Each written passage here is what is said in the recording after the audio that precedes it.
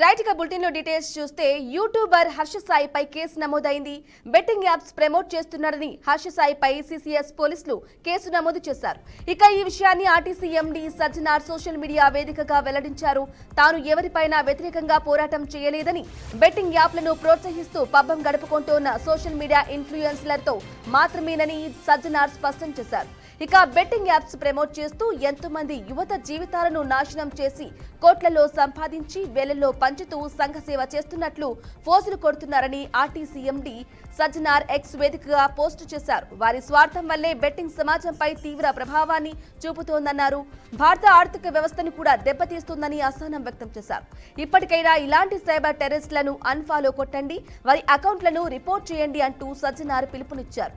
ఎవరైనా బెట్టింగ్ యాప్ల వల్ల నష్టపోతే సమీపంలోని పోలీస్ స్టేషన్లో ఫిర్యాదు చేయండి అని సూచించారు. సురేఖ వాణి కుమార్తెతో పాటు బెట్టింగ్ యాప్స్ ప్రమోట్ చేసే అందరిపైన కేసులు నమోదు చేయాలని సజ్జనార్ పోలీసులను కోరారు.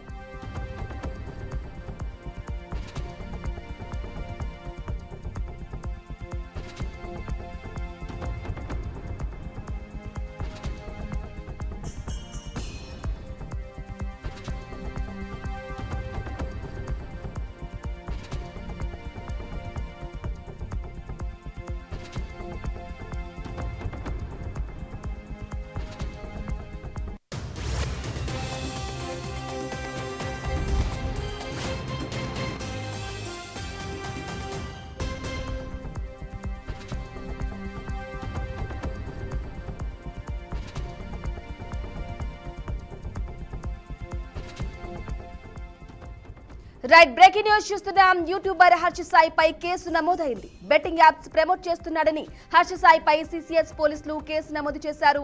ఇక ఈ విషయాన్ని RTC MD Sajjanar social media వేదికగా వెల్లడించారు.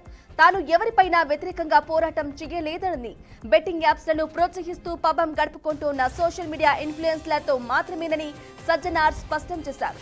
బెట్టింగ్ యాప్స్ ప్రమోట్ చేస్తూ ఎంతో మంది యువత జీవితాలను నాశనం చేసి కోట్లలో సంపాదించి వేలల్లో పంచుతూ సంఘ సేవ చేస్తున్నట్లు ఫోజులు కొడుతున్నారని ఆర్టీసీ ఎండీ సజ్జనార్ ఎక్స్ వేదికగా పోస్టు చేశారు.